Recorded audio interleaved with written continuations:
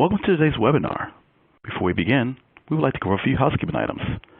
At the bottom of your audience console are multiple application widgets you can use.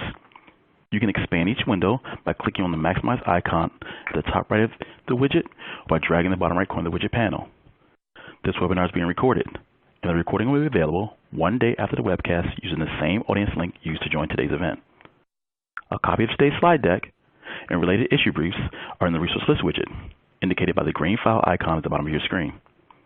If you have any questions for presenters during the webcast, you can click on the Q&A widget at the bottom and submit your questions. We will address as many questions as possible during the event, but if a more detailed answer is required or we run out of time, your question will be answered later via email. We do capture all questions.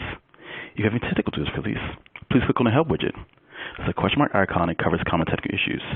You can also hit F5 or Command R on Macs to refresh your player console. Now I'd like to introduce Brian Gill. Brian, you may get us started. Thanks very much, Brian. So welcome everyone to our webinar on the indirect and systemic effects of school choice. We're going to talk about a couple of reviews of the literature we did to examine these issues. And let me start with a little motivation. I should say, introduce myself. I'm Brian Gill. I'm a senior fellow at Mathematica. I have been involved in a variety of different studies of school choice over the years. There is, as I'm sure most of you know, quite a lot of research on the direct effect of school choice programs, whether we're talking about charters, vouchers, or other kinds of school choice. By direct effect, I mean effects on the choosers, on the kids in the schools of choice. And in fact, we at Mathematica have done a lot of that research over the last 25 years or so. But we researchers need to be cautious about the implications of that work because no matter how careful and rigorous it is, research on the direct effects of school choice on the participating students doesn't tell policymakers and voters everything they need to know about whether a choice program is a good idea. And that's because school choice programs can affect non-participating kids as well. An anecdote from Massachusetts, where I live, a couple of years ago, there was a ballot initiative here to determine whether the state would lift the cap on charter schools. Some of the researchers who had studied Boston charter schools and had done very good, very rigorous studies of Boston charter schools wrote an op-ed suggesting that the cap should be lifted because those Boston charter schools had shown large positive impacts on their students. The problem was that this op-ed largely missed what the debate in Massachusetts was about, which was less about the effectiveness of the charter schools themselves than it was about whether expanding the charter schools would have effects on the conventional public schools and particularly on the kids in them. So voters and policymakers recognized that they needed to care not just about the direct effects of the school choice program, but about the indirect and systemic effects too. Now, from a research perspective, this is a challenge because it is much harder to study the effects on non-choosers than it is the effects on choosers, and because those effects might be negative or they might be positive. My colleague Jeffrey Max is going to talk a little bit more about why that might be true in a few minutes. In any case, we decided it would be a good idea to take a look at the literature over the last couple of decades to try to see if we could find what sort of evidence we could find on the systemic effects, focusing on studies that looked at the effects on students, not the schools as institutions per se, which almost inevitably would be affected in one way or another by the existence of a choice program. But the question we were interested in was how would the students in those schools be affected in terms of their outcomes? And in particular, we did two literature reviews looking at two different kinds of issues. The first is effects on their achievement, and the second is effects on their experience of diversity integration. So that's what this is going to be about. We're going to talk to you about the briefs that are being released that summarize the findings of those 2 literature reviews, and you get to hear from several of my esteemed colleagues at Mathematica. Jeffrey Max is going to talk about the achievement issue, how does school choice affect student achievement in district schools nearby.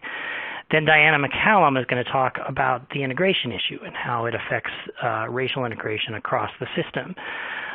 Phil Gleason and Christina Tuttle are also here to contribute their commentary. And before we get to their commentary, though, we're going to get some commentary from some folks who are out in the field. Abigail Potts from the National Association of State Boards of Education, Derwin Cisnet from Maslow Development, and Shani Worrell from the Walton Family Foundation, which funded this work, are going to provide some perspectives from practice, moderated by Christina, who directed this work. So that's the general story, and with that, I will stop and turn it over to Jeffrey Max to talk about the first issue brief. Great, thanks, Brian. So again, my name is Jeffrey Max, and I'll be talking about this first brief that looked at how school choice affects student achievement in traditional public schools. So just briefly to expand on Brian's introduction and kind of recap the motivation for this brief in particular, a key goal of school choice is to create competition that leads to innovation and improvement in traditional public schools. These are the systemic effects Brian's referring to. So for example, schools of choice attract students away from traditional public schools. District and school leaders may respond to this competitive pressure by strengthening the quality of the affected schools. At the same time, critics have raised concern that this competitive pressure might negatively affect students in traditional public schools. So, for example, if reduced funding for traditional public schools occurred because of this competition, that could lead to weaker instructional programs. Or schools of choice might attract away the highest performing students from traditional public schools, leaving behind a larger proportion of lower performing students or students with special needs. So as Brian noted, while it's important to understand the effect of schools of choice on the students they serve, that direct effect, policymakers also need to understand how school choice affects students who remain in traditional public schools. I should also mention that I think another important motivation for this review is that there is fairly broad variation in charter schools, so the findings from an individual study may not apply more broadly. So by looking across the literature, we can get a clearer picture of the findings. So to address this question of how school choice affects achievement in traditional public schools, we scanned the research over the past 20 years, and this is a difficult question to answer with research, so we excluded studies that had important limitations and focused on those that really most convincingly isolated the effect of school choice on student achievement. That left us with about 35 studies that measured how school choice affected achievement in traditional public schools. And I should mention that although we cast a broad net in terms of the school choice, all but 2 of the studies focused on charter schools or vouchers. And just to kind of highlight the key takeaway before diving into some of the specifics, our takeaway from these studies is that we reviewed is that they really suggest that this concern that charter schools or vouchers could harm the achievement of students in traditional public schools wasn't playing out. We didn't see that in the findings from these studies. So let me talk a little more specifically. I'll start first with the charter schools. And for charter schools, most of the studies that we reviewed found that they have either no effect or small positive effect on the achievement of students who remain in traditional public schools. So this graphic here shows you how many studies found positive, negative, mixed, and no effect of charters on the achievement of students in traditional public schools. So for example, you can see in the top square there that 9 studies found that charters had positive effects on traditional public schools, and 10 more found that they had no effect on traditional public schools. There were 2 studies that found mixed effects and 3 studies that found negative effects. In terms of the coverage of these studies, they looked at charters in 14 large urban school districts as well as across 6 different states. They focused on time periods when the number of charter schools was expanding, either in the years just after charters were introduced or during time periods when the number was being expanded. And all these studies focus on elementary and middle school grades, with a handful also including high school. It's important to note that any of these positive effects on traditional public schools were small. So, for example, when a charter school located within 2.5 to 5 miles of a traditional public school, student achievement increased by about 1 percentile point in math and reading.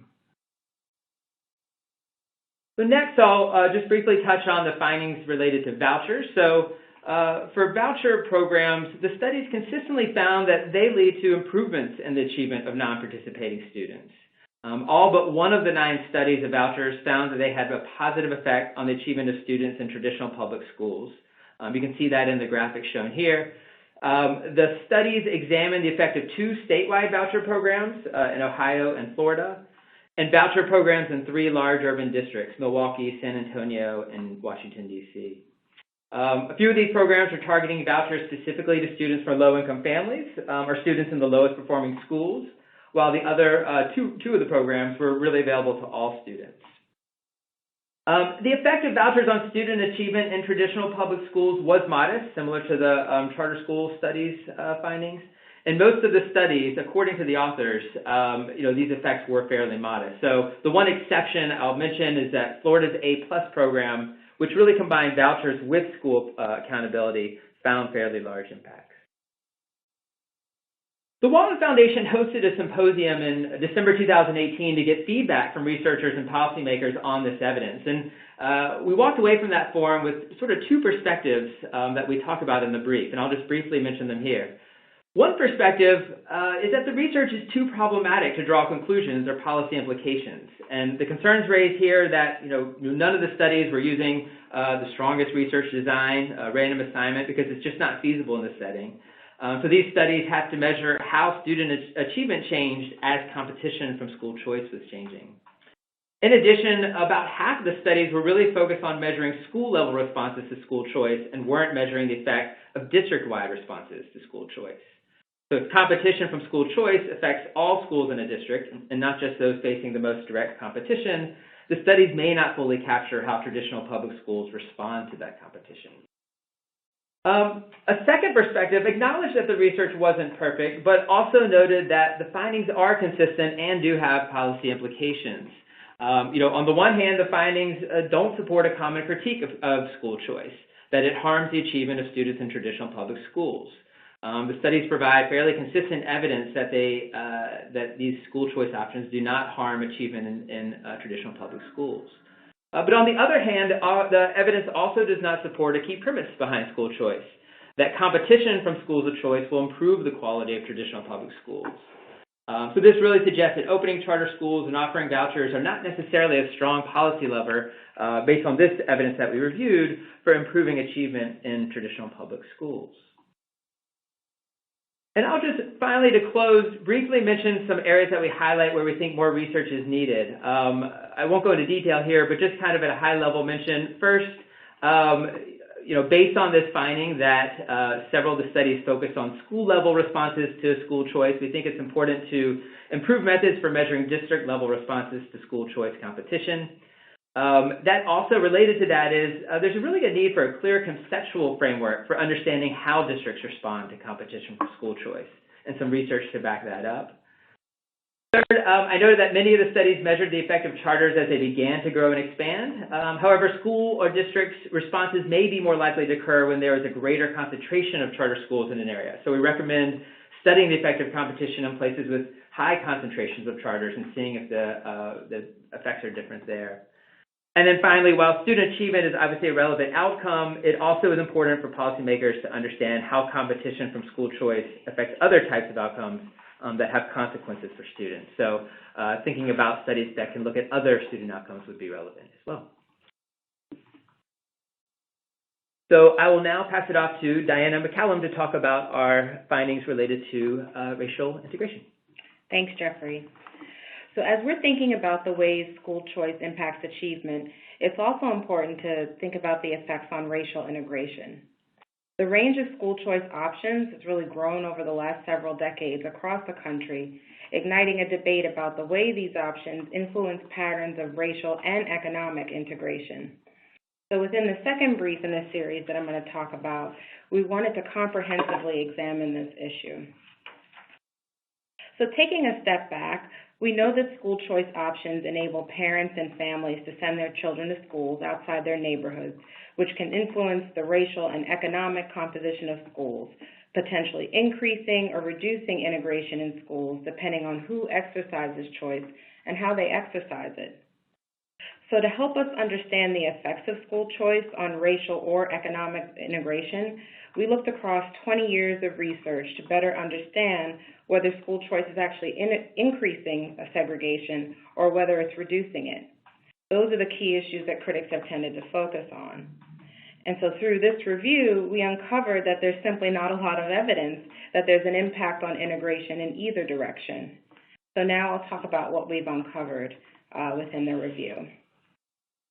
So for the review, we identified 15 studies, 15 plausibly causal studies that examined impacts on racial integration. And I'll just say that this chart focuses exclusively on the studies that found impacts on racial integration. There's only one study that examined impacts on economic integration. Across the studies, we found that findings were mixed with respect to the presence of favorable, unfavorable, or no effects. So specifically looking across the rows, we see that 5 studies showed that school choice actually increased integration, 5 studies showed no effect, and 5 studies found decreased integration. Overall, most of the studies that we reviewed that found effects on integration tended to report smaller effects. The table also shows us that there's variation in the findings depending on the type of school choice that was examined. So most of the evidence, as you can see in this first column, is around charter schools, with 2 studies finding an increase in integration, 5 showing no effects, and 3 showing a decrease in integration. And this next slide just presents a map with a quick overview of where the studies were included, where the studies were conducted. So within the map, we've indicated the states where different school choice types were examined across the 15 studies that we looked at. So you can see the key indicates those for charter schools, private school vouchers, et cetera. And we've color-coded those to indicate where there was increased integration, no effects, or decreased integration. And I'll just mention that one of the studies within our review was also a national examination of school choice and the impacts on integration. So in sum, we know that critics of school choice are concerned that it reduces integration, but the evidence just doesn't support that. At the same time, we don't really have strong evidence indicating that school choice is substantially improving integration. So similar to the findings that Jeffrey described with regard to achievement, although the impacts of school choice on racial integration demonstrate a mixed pattern, this suggests neither positive nor negative effects on average. And we take this and think about it, the way that we think about this is that this isn't really a surprising result in some ways. And when you think of charters specifically, where the majority of evidence exists, integration is rarely viewed as a primary aim of charter school policies. So by the same token, there's little evidence that charter schools will substantially worsen integration in most communities. So while the findings are mixed, I will say there's also substantial variation by state. A recent study with the largest scope aligns with these findings. So in a nationwide examination of charters and integration that used National Center for Education Statistics Common Core of data, the study authors found a small negative effect on integration within districts, cities, and counties.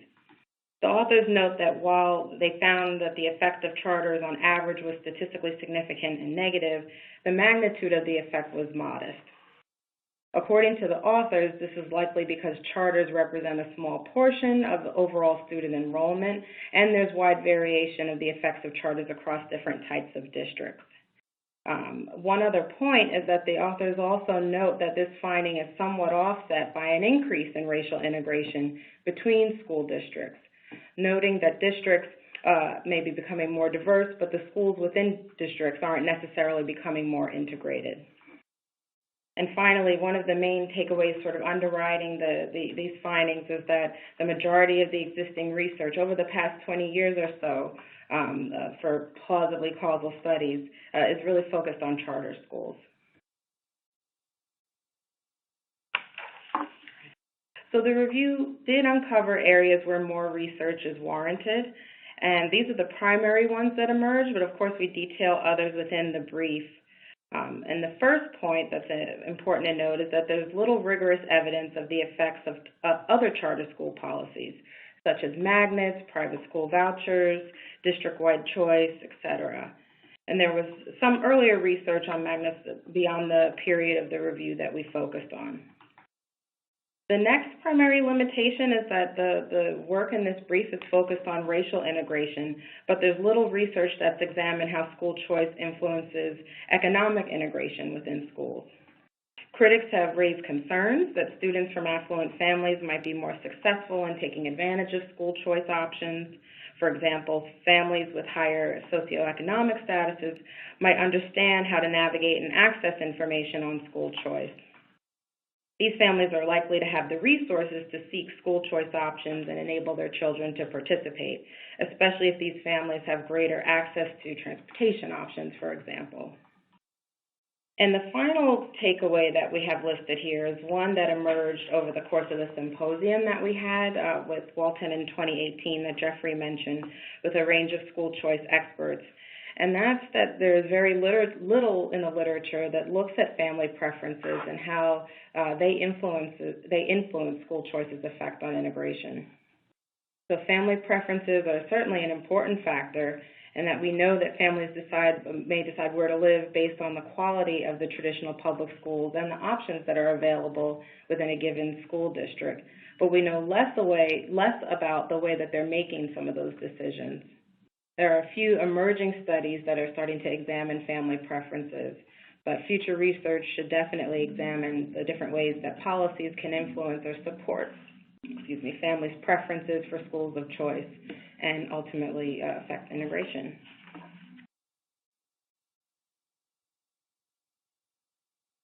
Great, so now I'll turn it over to start our moderated panel. Thanks, Diana, and thanks, Jeffrey. For this event, we've asked some stakeholders to join us for a discussion to get some perspectives from the field, perspectives from practice on these topics. So I would like to start out with asking each of our panelists to introduce themselves. We'll start with Abigail Potts. Abby, can you say a little bit about yourself and why this topic is of interest to you? Sure. Well, thank you so much for having me on this particular webinar. I'm Abby, and I'm Director of College, Career, and Civic Readiness at the National Association of State Boards of Education, which is fondly known in the acronym world as NASB. So NASB is an organization that supports state board members, and I thought I'd take a moment just to talk a little bit about what a state board member was in case folks on the phone weren't aware, and we refer to them as citizen leaders in education. And they come to their post either via election or appointed, depending upon the state.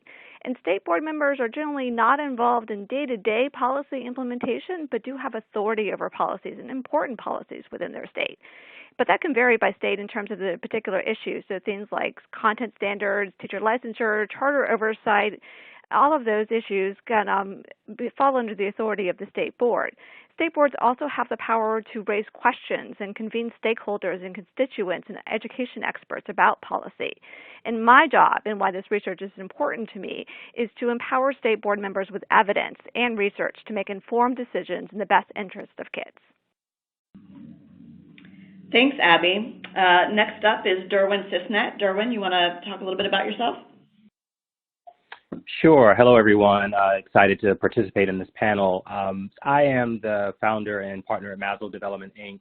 And at Maslow, we co-design and develop communities that are anchored in high-quality schools. So whether that's charter, traditional public, district, contract school, or private with a public purpose, we're agnostic to that. Ultimately, we want to create high-quality ecosystems that are anchored in schools, and that will come through partnerships that take different forms. Happy to be joining you all today. Thanks, Derwin. And finally, we have Shani Worrell from the Walton Family Foundation. Shani, can you talk a little bit about yourself? Sure. Hi, everyone. I am a Senior Strategy Learning and Evaluation Officer at Walton. And in this role, I provide research and evaluation support for the Foundation's education program. And this project is of interest because more and more, our foundation hasn't always been known, or that our department of strategy, learning, and evaluation, we were once the evaluation unit, and we have rebranded ourselves in an organization to be and to own more of the learning part of our title. And so when Mathematica initially approached us about answering a question about what is the impact of choice on participating and non-participating students, we're just like, yeah, we would love to learn about that. We thought that there was a lot that the field probably knew on what was the impact on participating students. And so we said, probably what could help us and help the field more is what's happening with those who don't participate or are unable to. They don't choose, or they're just unable to access choice. And so we asked Mathematica to, narrow their focus and help us learn. And at the same time, when we were doing that, we were hearing more conversations in the education community about the relationship between charters and diversity. And that's also something we wanted to learn more about. And so we asked Mathematica to help us and lead that charge with helping us learn and helping the field learn. Thanks, Shani. So the first question that we have for our panelists is, we're just interested in how compelling you found the research that's described in these briefs. And specifically, is there a particular finding on either topic that happens to be the most compelling to you, surprised you, or confirmed what you already believed to be true in your day-to-day work? Abby, why don't we start with you? So first, I have to say that I appreciated the balanced nature of the briefs. This is the type of information that state boards need to make informed decisions. And while I'm not surprised by the overall findings, I do think the two perspectives on the implications for policy echoes what we're hearing from the field. And that's about whether or not we can tease out the impact from these complex and changing systems or whether or not there's a caution warning for state policymakers around whether or not the findings and effects can be directly used to inform policy. But I honestly think this is a fabulous discussion to be having, because we should all be good consumers of research to ask questions about the limitations of studies, caveats, and designs to inform whether those policy implications are really relevant to state or local contexts. It just seems like the right thing to do. I will add there was something that was a little surprising to me, and that was a bit of information about magnet schools. And while you definitely caveat that you're looking only at the most recent 20 years of time, and wow, time does fly. It's 2019, so that would be 1999 that you were looking at. I know there were several prior studies, but it did give me a moment of pause and wonder whether states have engaged in research around magnet schools given our changes in governance, policy, and school demographics. So that was also something I wanted to look into. Great. Thanks, Abby. Derwin, the same question. Was there a particular finding that happened to be the most compelling to you or really resonated with what you see in your day-to-day work? Yeah, I would say that what was compelling is that the findings seem to echo just honestly and candidly just the different perspectives that community members and district leaders and charter leaders have had over the years. There's seemed to have been this tension, this back and forth around, are charters influential? Do they make traditional public schools better? And depending on what side of the fence you're on, there's a perspective to be had, right? And I feel like this research has, in essence, said that, hey, the jury's still out. There's still a lot of work that needs to be done in order to really show that there are any positive effects writ large. And so I think if I were talking to community members that I've talked to in the past that were concerned about a charter coming up, whether it was a charter that I was founding or someone else, I think they would look at this research and I think honestly it would be informative to them, even though it doesn't definitively say charter does this or that. I think it'd be enough for them to say, well, let's give charters a chance. And I think there's another element that was more compelling, just because it speaks to the work that we do at Maslow, was around the economic development piece, around economic equity versus racial equity and diversity. And so we can talk about that a little bit more later, but those are the two areas, but more specifically just the almost the indifference around the data around charters and its effect on public schools. Great, thank you. Shani, sort of a related question. In your work, sort of with other funders, with other stakeholders, are there other questions that you've faced from those stakeholders about the impact that school choice has on students who remain in district schools? And is there anything about these briefs that is going to help address those questions? Yes. So it's well known that, the Walton Family Foundation views choice as a key lever of change to provide families with access to opportunity. And so one of the questions that I think we get often is whether choice, and particularly charters, we get the question most often about charters. Do they have a negative impact on district public schools? And so, at Walton, we are advocates for ensuring that all kids have access to an excellent education. But I understand the validity of that question, and I think it's an important one for us to address. And the last time I was asked that question was actually on a bus at a conference when we were all being shuttled somewhere. And someone asked me that, who didn't know a lot about the foundation. When I told them what we did, they were like, wait, doesn't that have, a negative impact in district schools? And having not to, recently read through the brief, I was able to say, you know what, that's not really what the research says. And so this has come in at a really handy time, even in just that conversation. And so, the brief in general to me suggests that there's not a definitive answer, but there are more studies done on the topic than honestly that I thought. And overall, my takeaway is that there is no harm. It's not harming district schools. And the results kind of tend to be leaning positive. And so I'm excited about that and able to embed my responses to questions like that with some evidence. Great. And a related question to that for Abby, for you, are there specific questions from stakeholders, and the policymakers that you work with that you've received and you feel like this research can actually help address?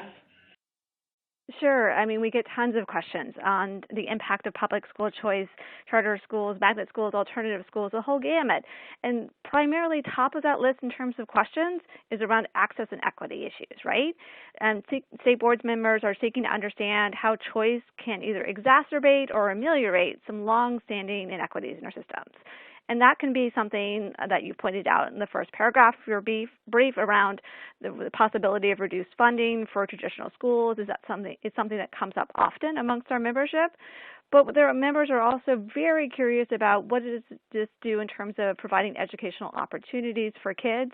Is it going to be able to provide educational opportunities for kids who have not yet had those opportunities that they so deserve? Or is this something where more affluent schools will be able to have more access to opportunity, exacerbating inequity? So we get lots of questions around equity and access. And I think this brief also helps us to kind of use some data and research to look at the positive effects both on the schools of choice as well as the traditional schools. And it also gives some state board members some opportunities to dive into their own data, to ask some quality questions about what's the context for the environment around this.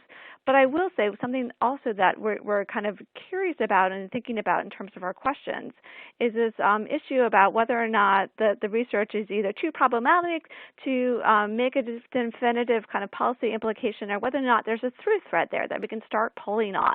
And that's what I'm really excited about, because there are so many different policy contexts for choice within our states in terms of authority, governance, level of participation. And I think this is the first step forward for us to have a conversation about what the research says and then why the research says that in terms of policy and context. Great, thank you. Switching gears a little bit, Derwin, I'm wondering if you could talk a little bit about how schools of choice fit into your theory of change for improving education. Is there anything about these findings that support or raise questions about any specific components of your theory? Yeah, so just to state more pointedly, our theory of change is that it's not enough to just create a high-quality school. That's not going to alleviate poverty. That's not going to change the trajectory of kids and their families.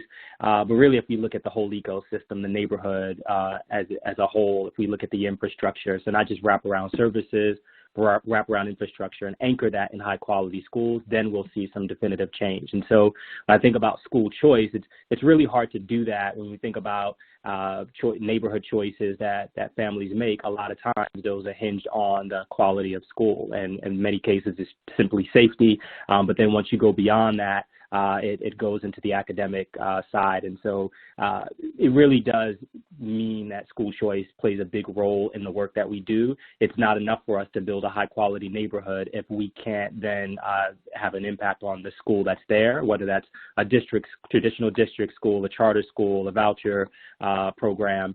We need to be able to work with families to make those choices. And so I think if we look at the research and we look at least what's been said, I think we have a concern around just what it means, not just for racial integration, but the economic integration, because if we're looking at, if we go back to the earlier question around what this means for traditional public schools, it's not necessarily that the quality, the academic quality might go down for your traditional school if a charter school comes beside it, but it's what happens to the makeup of that school economically, and what does that mean for the resources that have been going in or might be distributed elsewhere. And so that is top of mind for us. Right, right. And Shani, at the foundation, you guys also have a theory of change, sort of overarching theory of change, but also some components about how schools of choice fit into that theory. Can you talk a little bit about that for us and how the research helps support or raise any questions about any particular parts of that theory of change? Sure. And let me explain that, at the core of our theory of change is that the most important work that we can do is to give young people the opportunity to succeed, is to make sure that they have a high quality education that works for them. And so even though that's our North Star, the way it is that we get there has changed over time as we continue to learn. So for example, as Derwin rightly said, we've learned now too that you can't just create a high quality school. One of the things that we've learned is that there are a range of other factors that influence how many students and what students choose, and I think we've raised some of those issues already. And so one of the things we focus on is helping parents identify and access information about quality schools. That's an important part of the work that has to happen. And so, we're still learning about what that looks like. We're still learning more about exactly what information parents need and what's the best way to provide that. And we've actually invested in learning an answer to that question in 2020. And so, stay tuned to that. We may be doing something similar as we invite you to learn with us. And so now we're learning that our hypothesis that creating high-quality schools will drive improvement in districts, that was one of our theories. We know now that it works in some places and it's not working in others according to the evidence. And so that raises some important questions for us. What are the factors at play in communities where this works and where it doesn't? We'd love if there was some kind of formula or some understanding, that where we could say, under these conditions, we see that choice has a positive effect, or under these conditions, we see something different. That's something we'd like to learn, and the answers to those questions will likely inform, where we go next. Great. So, talking a little bit about the integration piece, one of the questions that we had, and Abby, I wonder if you can address this, is given the court rulings that limit the explicit use of race in school admissions, what are the mechanisms that policymakers actually have at their disposal to address racial integration in schools and communities? Sure. So I think first, in response to this question, it's important to make a distinction, and that's between policies that use an individual's race or ethnicity for admission decisions versus general policies that encourage a diverse student body. And we all know that diverse learning environments help sharpen our students' critical thinking skills. They prepare students to succeed in an increasingly diverse workplace environment. They break down stereotypes. Diverse learning environments reduce bias. So diversity as a whole has an inherent benefit to our students, which we as districts and policy leaders and state leaders can support. And in terms of a mechanism for how prioritizing diversity would work, it always starts with leadership. Prioritizing diversity and inclusion in the strategic vision or plan for the state, making equity and diversity a focal point for state actions. There are states like Nebraska that have done work to define diversity and inclusion, what it means, what it looks like. North Carolina's new strategic plan really does focus on this. And there are states that don't just write a plan or a vision that focuses on diversity, but really make it an active lens for every single policy decision. States like Washington State Board have questions on the back of their nameplates so they can think about these implications for every policy decision that comes before the board. And I think it's important that setting that context is really vital for some of the more tangible policy decisions that states and districts can take. And that can be looking at implications for diversity and integration when deciding about school district mergers or separations, looking at the impact in terms of student demographics, but also, as Derwin and others have pointed out, looking at different measures of diversity too, looking at socioeconomic diversity, housing competition, cultural diversity, things along those lines. States can also look at feeder patterns of schools. And while that may be more of a role that you would typically think at the school district level, where a school district may have more than one elementary school that merges into a middle school, that merges into a high school, there are a couple of states out there that have elementary only and high school only school districts. So looking at how they flow together to increase the diversity and inclusion over all of our schools is an important measure to look at. States can also look at implications of diversity and inclusion when considering whether to place innovative schools. And now this may be schools of choice, this may be career academies, these may be college preparatory courses and programs within schools. Looking at that placement is really critical when we're thinking about diversity and also access and inclusion. There are also things that states can do around recruitment of faculty, inter-district choice, open school enrollment, but I think at that I will pause here and see if that's enough for you. That's great. Thank you. But when we think about, prioritizing diversity, encouraging diversity, one question that comes up is how we should think about high-performing schools of choice that are not integrated because they were set up specifically to give new and better options in neighborhoods where everyone or mostly everyone happens to be a racial minority. So, for example, in some of the work that we've done, we find that's true of many KIPP charter schools, which largely serve minority students who have chosen to attend and are really benefiting academically as a result. Derwin, I wonder if you want to tackle that question first?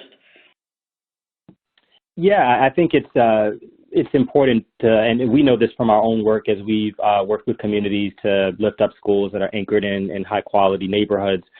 We've learned that while we've certainly earlier on have come in with our own assumptions around what diversity looks like, and as I shared earlier, we landed on just the importance of economic diversity more than just racial diversity.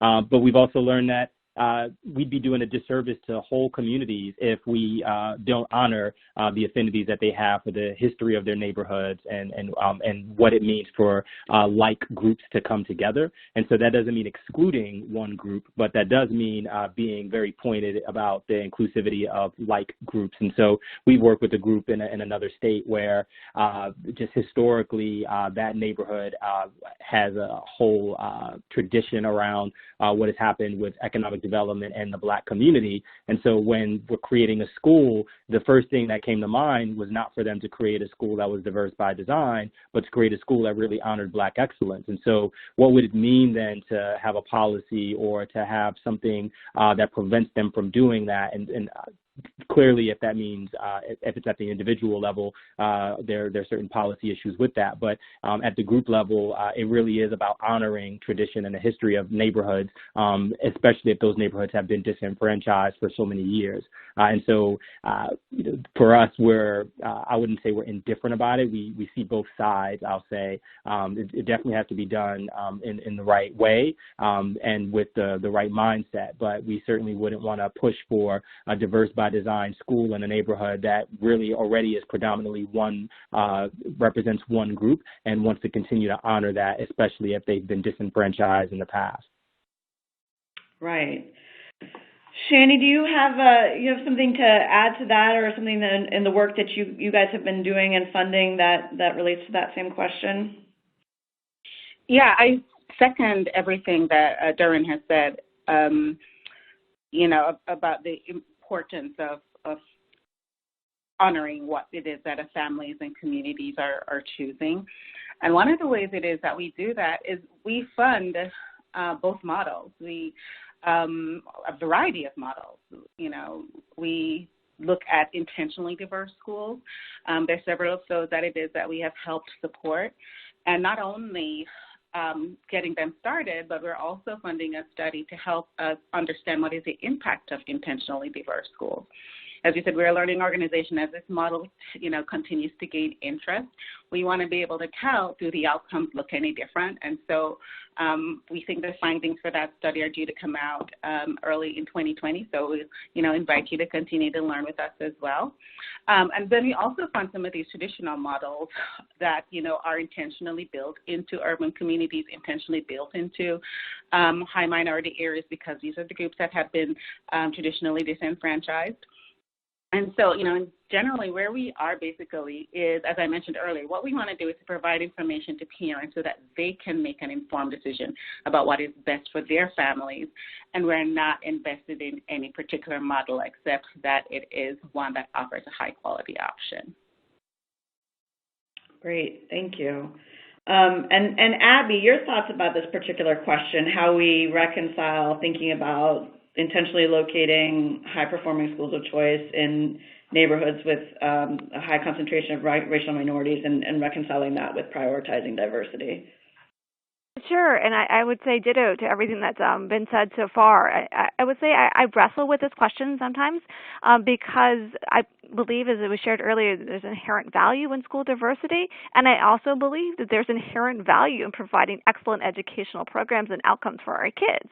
And so why I kind of push back or wrestle with this question is it almost frames it as an either-or option, and I want to resist that. I want both and options here. And I think some of the things that help me sort through this are what we talked about before, about framing this kind of this situation that you've put forward within a larger context in our history of some longstanding inequities in access to high-quality educational experience for kids.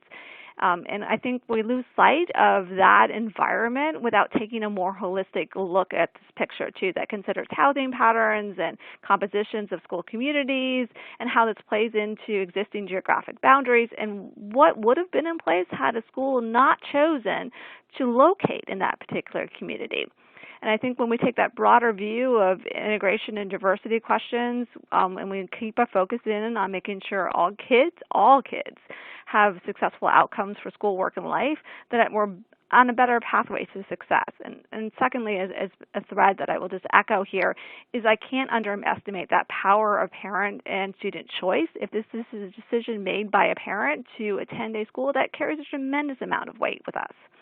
And so I just kind of echo, lastly, the points to think broader about diversity, too, about ethnicity and culture and socioeconomic status of our students within our larger system that is not just our educational system, but our housing system, our neighborhood systems when we're looking at this question. Great. So I think that raises the question, which will be my last question for all of our panelists before we open it up to the audience for questions. Given all that, is any of this discussion raising any new questions for you or highlighting questions that you feel are still outstanding? And Abby, let's go ahead and start with you. What do you feel like needs to be studied next when it comes to school choice and its impact on district public schools? So I have a whole list, but I'm sure when the briefs come out and we circulate them with all of our board members, there will be even more questions coming your way in terms of exploration for them. But a couple of things that kind of came top to mind as I was reading through this was I really am interested in that district level policy response and whether or not that's associated with a tipping point in terms of participation and access, because the state board members want to provide that policy context and environment where all kids succeed, both the kids who are selecting a school of choice as well as the kids in the traditional system. What are those policy decisions made at the district level that make all those boats rise? And I'm also really curious about the implications that you talked about for non-academic assessment measures, such as civic participation and family engagement. These are all things that we want our students to succeed in. And I think that's been mentioned here, but examining the implications for socioeconomic integration is also something I think board members and myself are very curious about. And the last point is because I have a whole long list of questions, I'm really curious how we can set an environment where we can answer all of these questions, too. Are there policies board members should be tracking, evaluation practices that we should be doing at a state or district level that help us get to these research questions quicker and sooner? Great. Yes. Agreed and underscored on all of those. Derwin, how about you? Any new questions or questions that you feel like are definitely still outstanding and really need to be looked into? Yeah, so I'll echo that. I'll say a yes and to everything that was just said. I think one other thing that I'll add is just around the impact that school choice has on neighborhoods and vice versa. And so, I think it's several years ago now, though, a study, I believe it came out of NC State, that showed that a high-quality school showed that with a high-quality school, neighbors or community members moved closer to that school, whether it was on the other side of the street or not, but they moved closer in, and so then that obviously lifted up communities. But then, of course, those communities would need to be improved in order for those members to stay once you get beyond the elementary years. And so, what I would love to see a study that spent more time, or that will spend more time on the effect of school choice in neighborhood. That obviously will bring out some aspects of economic integration, but definitely, what does that mean for neighborhood infrastructure and the built environment, and how they can serve each other, school choice in the neighborhoods. Great. And Shani, did you have any others that Abby and Derwin didn't cover that are really still front and center in your mind? I think they covered most of them. Yeah, as I had mentioned earlier, it is I think that goes to the district level policy response. But also, I guess related to that is, what is the quality of the schools in that area? And could that be part of the reason why we're seeing this difference in the impact of choice in those areas? So would really love to dig into that further. And when it comes also to this issue of integration, we're talking, I agree, we need to move beyond just thinking about racial integration. I also agree that we need to also look at economic integration, but also what does that look like inside the classroom? So it's good enough to have, whether we have 30% of no more than one group, or, but how do those groups actually function within the same school? Are they still in their corners? And so even though they're in the same building, they're not truly an inclusive environment. Could that also impact, some of what it is that we're seeing? So I think those are some of the other things that I think it is worth exploring along these areas. Excellent. We definitely have a lot of questions and a lot of things that we're all very interested in digging into. At this point, I want to say, first of all, give thanks to Abby and Derwin and Shani for their insights onto these questions. We're going to open it up now for some audience Q&A, and we will do our best to answer as many of your questions as time will allow. As Brian mentioned earlier, we are sort of getting all the questions, and if we don't have time to get to them, we will do our best to respond via email later. In terms of how to submit questions, please do that through the Q&A widget, which is down at the bottom of your screen on the webinar platform. We'd like to ask that you please provide your full name and your affiliation with your question. And feel free to direct the question to sort of the whole group or anybody specific. Any of our study team members, any of our panelists have agreed to be fair game for the questions that we've got coming in. So while you think about that in the audience, in terms of being able to go ahead and submit your questions for us, we've got one that we can get started with, which is, given that charter schools are so different from each other and other school choice policies are really different from charter schools, what is the value in characterizing the overall effects of these school choice policies on student achievement or integration in district schools? So won't the effects of these policies just depend on where somebody is looking? And Brian, I wonder if you could get us started with that question. Sure, Christina.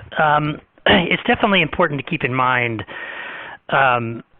This is something you want to keep in mind in examining the direct effect of these programs too. That effects can vary quite a bit, and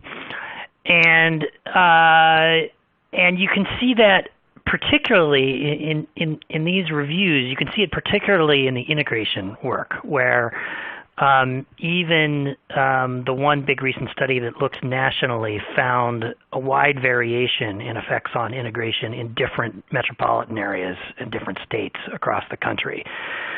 So that is important to keep in mind, and I think that particularly in the case of integration, it's likely that that the specific policy may matter, and what may matter even more is the local context, how integrated the schools are currently in a community, whether the community consists of, say, one large countywide school district or 40-plus school districts in a metropolitan area is likely to make a difference. Nonetheless, it's worth starting looking at this question by trying to see, are there general effects on average? And in the case of the achievement effects, there's more indication that across different communities where this has been examined, there's some consistency, at least in almost never finding negative effects on the achievement of students in conventional public schools, which is the kind of thing that is really important for policymakers to know. Great, thank you. One of the questions that we've received is whether students with disabilities are particularly helped or hurt by these policies. Phil Gleason, I'm wondering if you could address that question. Sure, thanks, Christina. There definitely is a lot of debate about the ability of schools of choice to serve persons with disabilities or other special needs. A lot of debate, and I'd say it's an area where we definitely need more research. So I can kind of just talk a little bit about what is known. I think the research has suggested that in the case of charter schools, they tend to serve smaller proportions of students with disabilities or special needs. Overall, those differences between the charter sector and the traditional public school sector aren't great in terms of the percentage of these students that they serve. But it is also true that the more severe the disability you're talking about, the greater the difference there. So it does seem likely that students with disabilities have a little bit less access to schools of choice, which also presumably increases the burden on traditional public schools, who are then in turn serving a larger proportion of those students. Not a lot of research that I'm aware of that looks in a lot greater detail at what the impacts on traditional public schools, on students with disabilities in traditional public schools of school choice policies. There has been some research, including a recent study that looked at how charter schools in the Boston area affect students with special needs who choose to attend them. So these are more the direct effects. And there were a couple of interesting things there. That study did find that when these students with special needs moved to charter schools, they were more likely to lose their special education or English language learner status, and presumably some of the services that go along with those labels or those designations. But on the other hand, the study also found that those schools had positive effects on the achievement levels of those students and their ultimate educational attainment.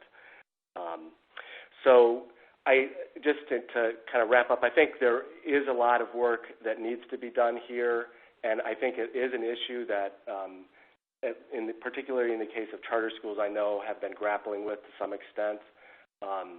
But I think we need more focus on that. Great, thank you. We've got a question that says that it sounds like our findings do not support a common critique of school choice, that it harms student achievement among those students who actually remain in district public schools. And this person would like to know how we reached these conclusions and how rigorous the research was that led us to draw those conclusions. Jeffrey, I wonder if you can tackle that one. Yeah, sure. So, we, as you mentioned, we looked at these studies that the way that these studies sort of looked at this issue was, most of them, was to look at changes in achievement levels in traditional public schools over time as a competition from charter schools was changing. So studies would then compare what happened in places where competition from charter schools was dramatically rising with what happened in places where there really wasn't much change in competition.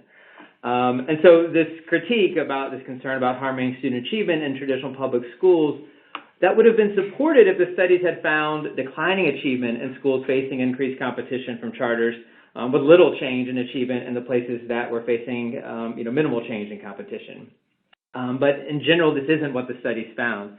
They found either similar or slightly more favorable trends in achievement in the schools that were facing increasing charter school competition compared with those that were facing constant competition from charters. It's worth saying that these kinds of questions are challenging to answer, and the methods for doing so are imperfect. Unlike studies that in some cases you can use admission lotteries to determine the direct effect of charters on the students who attend them. This sort of lottery-based or experiment approach isn't feasible in studying how charters affect students in traditional public schools. To do so, it's just not practical. The idea of randomly assigning different levels of competition from charters to different traditional public schools. Ultimately, I think our assessment was that the studies summarized in the brief were good, solid studies. They weren't perfect. We do think, though, that a key thing, as has been sort of discussed during the conversation today, is that the field really would benefit from additional studies that try to get into the black box a bit more and understand, what are the mechanisms that school choice policies might have to ultimately lead to better or worse student outcomes. And then, ideally produce evidence about whether these mechanisms are truly occurring. And Diana, sort of a similar question there. Were there particular questions that in the work on the brief on racial integration, I know our panelists talked a little bit about, what remaining questions they have, but were there ones that you found to sort of be particularly compelling or a really gaping hole in what we were able to research? Yeah, no, it's a really good question, and I think there are two others that come to mind. One kind of tacks on to what Shani was talking about and thinking of measuring integration within the school in different ways, sort of be looking beyond just the school composition and looking inside the classroom. So in addition, thinking about the ways that students are sorted into different ability groupings in schools, the way that they're participating in other classes, performance art classes, that kind of thing. So really thinking about our measures of integration and seeing what else we can add there that looks like, again, specifically within the schools. And then one other one that I'd mention is really this follows up on a point that Abby made, but studying school choice initiatives that are really designed to improve integration and, using plausibly rigorous designs to begin to do that, but to focus more on the common enrollment systems, inter-district choice, magnets, additional research on those to, understand whether they're actually being successful in moving the needle on integration. So those are some of the ones I'd point to. Great, thank you. And just a reminder, folks that are in the audience, if you would like to submit a question, please do that through the Q&A widget at the bottom of the screen. We've got another question about what evidence we found about other types of non-traditional schools or non-traditional schools like magnet schools or online schools. And this question asks whether they can be grouped in the same way as other charters. Phil, I wonder if you would mind discussing that. Sure. The very brief answer is that we found that there's not a lot of research on these other kinds of schools. There's a lot of, the most research was on charter schools, and there are also a fair number of studies looking at the systemic effects of voucher programs, but very little on other kinds of schools. So that would include magnet schools. We didn't really focus directly on online schools. A lot of, probably most online schools are charter schools. And there has been research on the direct effects of these charter schools on the students they serve, most of which I think show negative effects on their achievement levels. But to our knowledge, I don't think anybody's kind of looked at the sort of the broader effects on systems. And that may be an important research question depending on the direction that policy goes. If these schools become much more common or prevalent, online schools have the ability to serve many, large numbers of students in any given area. So they could have substantial effects on traditional public school districts. And so, again, it depends with the direction that the policy takes, but that's potentially an important question. In the case of magnet schools, there has been, I think Abby pointed this out earlier, there's been a lot less research in the last 20 years anyway on the effects of magnet schools as compared to voucher programs or charter schools. And our review, as I mentioned, or as we mentioned, the review covered only the last 20 years, and magnets have been around for more than twice that amount of time. So I think we probably missed some studies of how magnets affect school systems, in particular affect integration. But again, in the last 20 years, there just hasn't been a lot of work in this area. The magnet sector is in the same general ballpark in terms of its size as the charter school sector. So that's, I think, probably a big area of work that would be really helpful to get.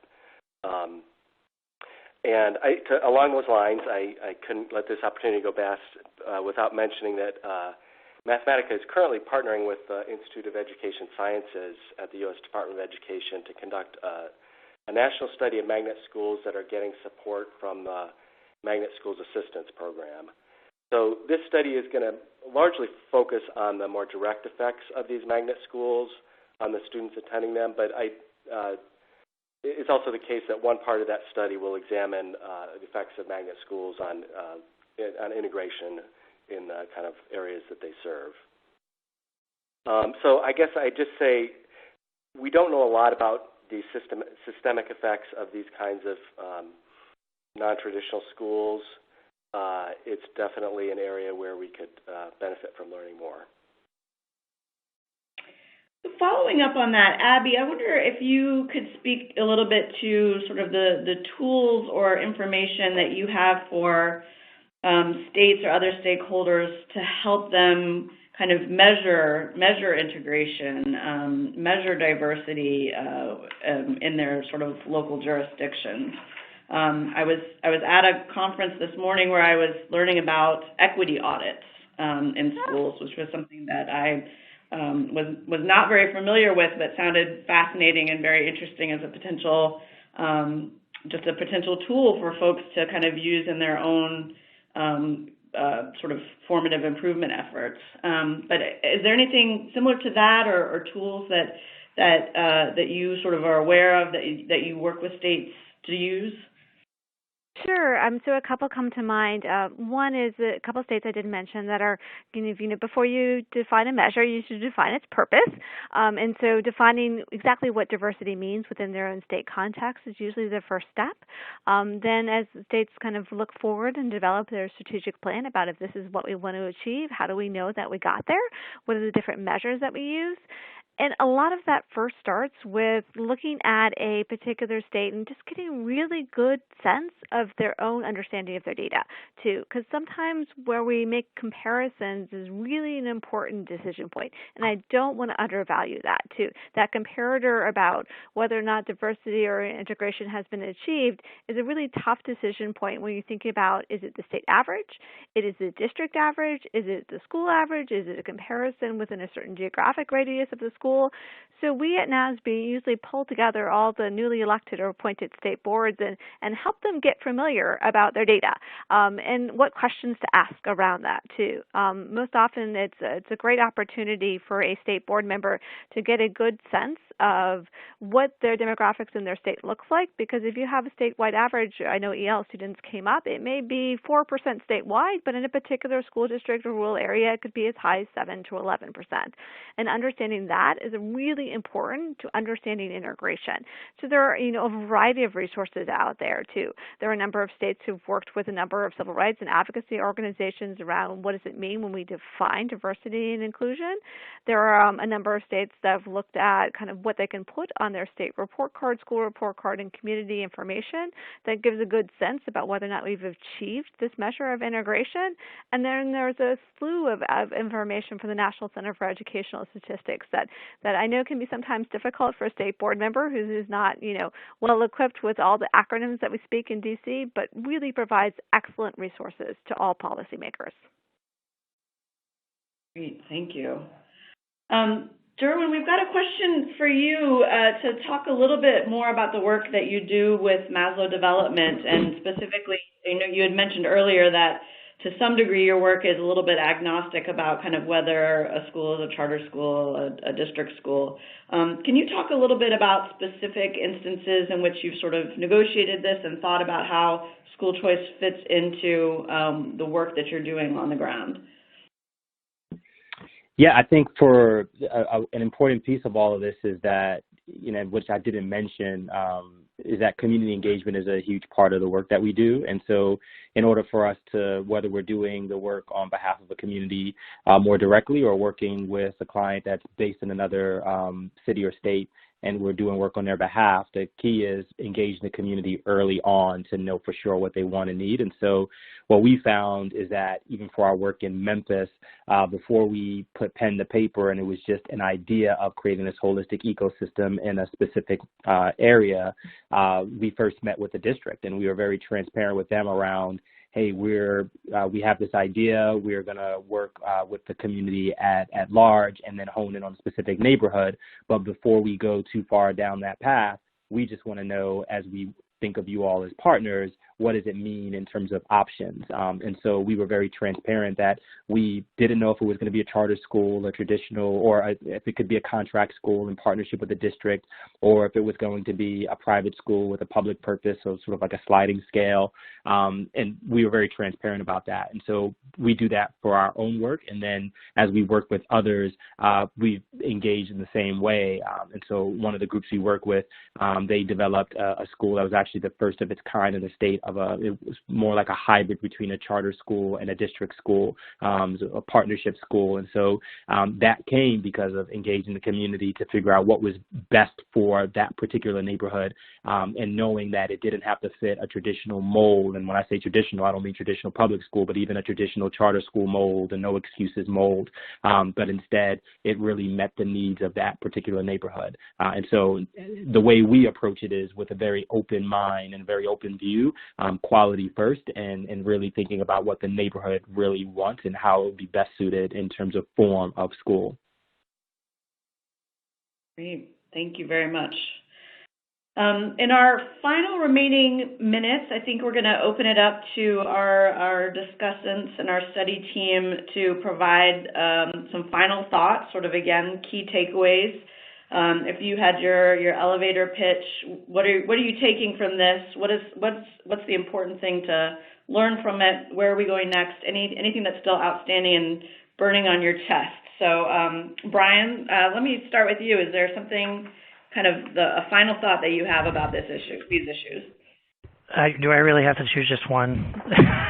I think I can probably do that. I guess I would say that.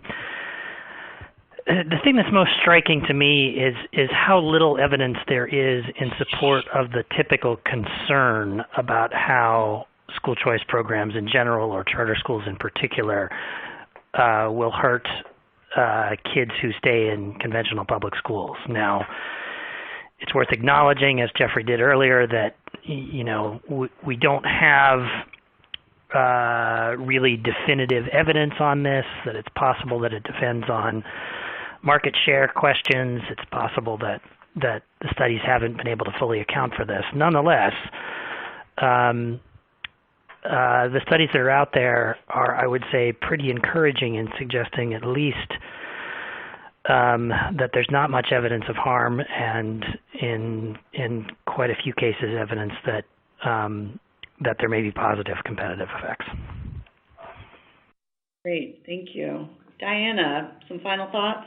Sure. I touched on this briefly, but I think one of the really important areas will be looking at families' preferences and thinking about just the different policies that influence their choices, and understanding better how increasing the information available to parents really affects the different choices that they make.